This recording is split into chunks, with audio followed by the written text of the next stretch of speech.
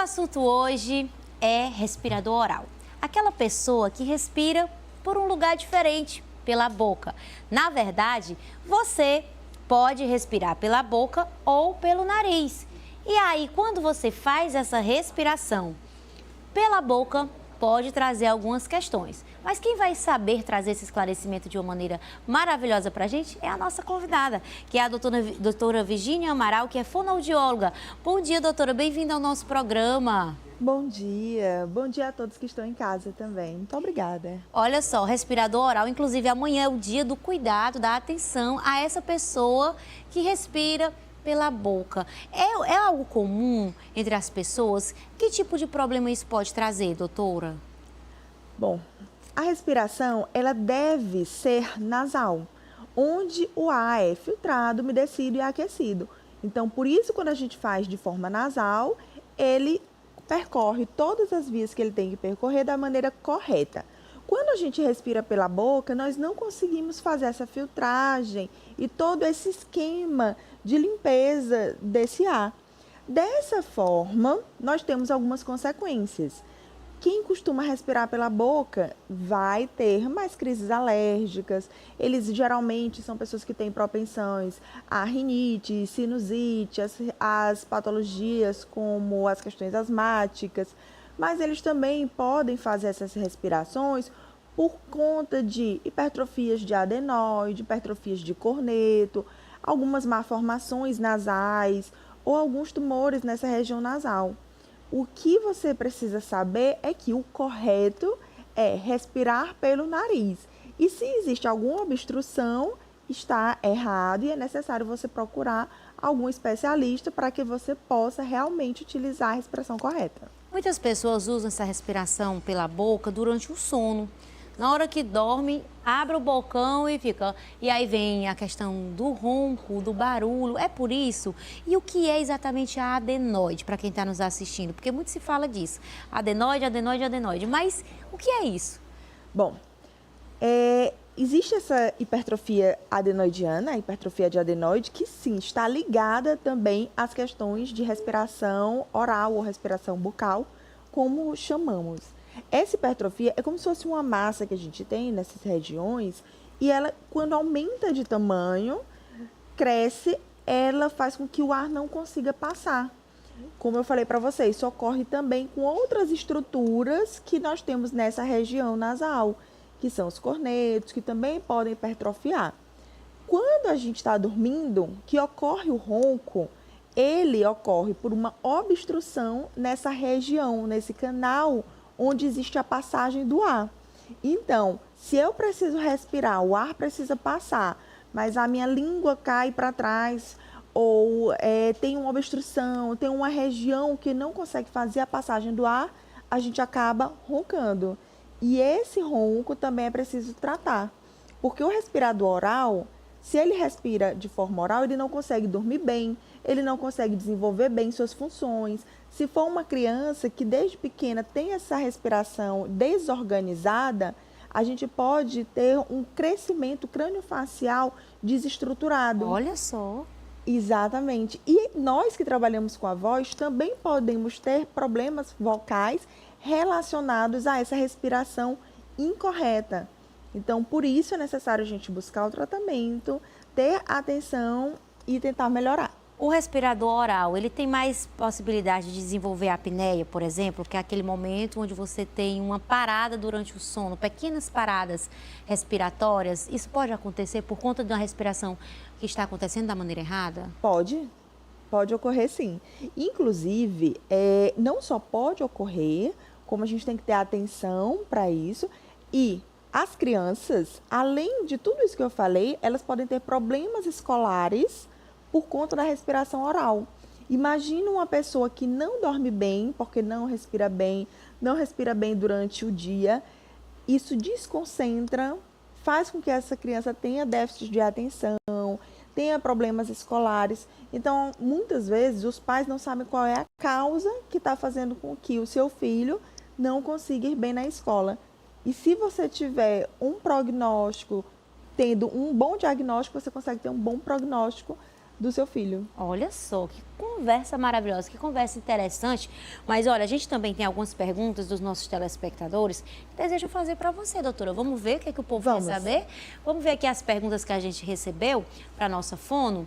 Olha só, meu filho ronca e dorme de boca aberta. Devo me preocupar? É a Lidiane Moura de Belém. Nesse caso, tem mãe que fica colocando fita na boca do filho, tentando colar. Isso é uma conduta errada, né, doutora? É.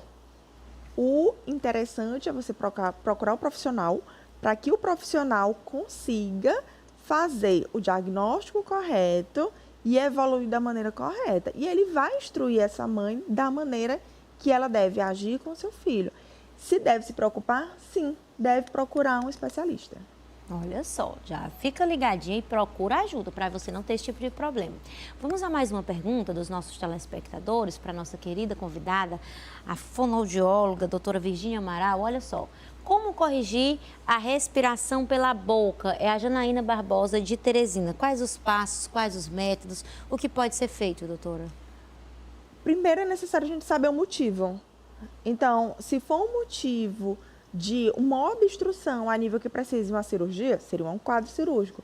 Mas calma que nem sempre é quadro cirúrgico. Então, algumas vezes a gente precisa regular de outras formas. Então, primeiro... Tem exercícios respiratórios que podem ser feitos? Alguns exercícios podem ser feitos, porque nós trabalhamos com a parte da fonoaudiologia chamada motricidade orofacial. E essa parte, inclusive, é a parte que nós temos a atenção justamente para trabalhar com o respirador oral.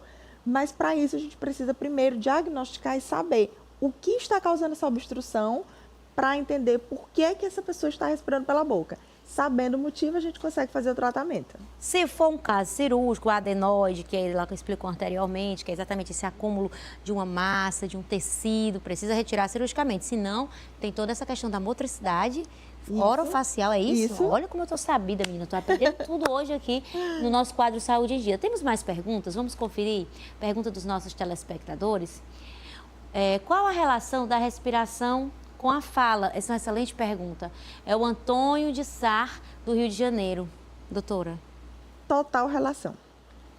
Total relação. Para eu conseguir falar, eu conseguir produzir a minha voz e produzir a minha fala, eu preciso da respiração. Se a minha respiração está ineficiente, adequada, inadequada, qualquer forma que ela esteja, isso configura na forma que eu vou falar. Seja ela de uma forma melhor ou seja ela de uma forma deficiente. Se é uma criança, isso também pode causar problemas no desenvolvimento da fala, no desenvolvimento, inclusive, de alguns fonemas. Por quê? Porque eu vou ter uma língua hipotônica, uma bochecha hipotônica, essa musculatura, ela pode também atrapalhar até a mastigação dessa criança, a deglutição. Então, isso pode fazer com que tenha uma configuração de quadro que altere outras regiões que você nem imagina. Olha só, gente, quantas coisas aí envolvendo a respiração. E você achando que esse ronco não tem nada a ver, que essa sua mania de ficar sempre com a boquinha aberta, respirando por lá, não vai te trazer problema. Vamos às mais perguntas? Vamos ver o que os nossos telespectadores querem saber? Temos mais? Quais são as alterações que a respiração bucal prolongada pode causar, doutora? É o André Moura Claudino, de São Paulo. São justamente essas que eu acabei de falar. Você pode ter hipotonia, na verdade. Hipotonia significa uma musculatura mais flácida, uma musculatura que precisa de mais força. Hiper seria se ela tivesse muita força, se ela tivesse super forte. Então, a hipotonia é o que costuma ocorrer nessas musculaturas que envolvem essa região de face, que são as musculaturas que nós utilizamos para fala, para mastigação, para deglutição. Por isso que são funções alteradas por conta da respiração.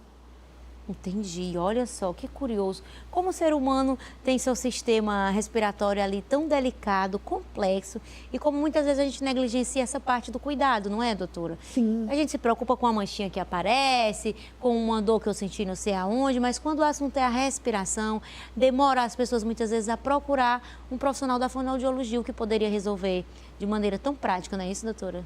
Com certeza. E se precisarem, nós da fonoaudiologia estamos aqui para ajudar e auxiliar vocês.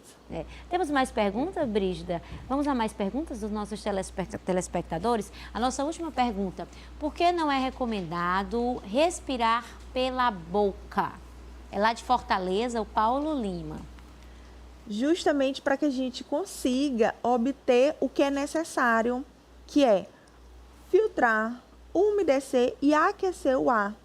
Quando a gente respira pela boca, que a gente não realiza esse processo, fica mais fácil da gente receber impurezas, porque se o nariz é o filtro, obviamente eu vou conseguir trazer para o meu organismo um ar mais puro, mais adequado para que eu possa utilizar ele nas minhas funções. Olha só, que curioso, que coisa boa, que conversa agradável demais. Doutora Virgínio, muito obrigada pela sua participação no programa. Mais uma vez, sempre trazendo os esclarecimentos tão necessários. Você é sempre muito bem-vinda por aqui. Muito obrigada, agradeço a você, a todos da TV e a todos vocês de casa. Contem comigo sempre. E esse foi o nosso quadro Saúde em Dia.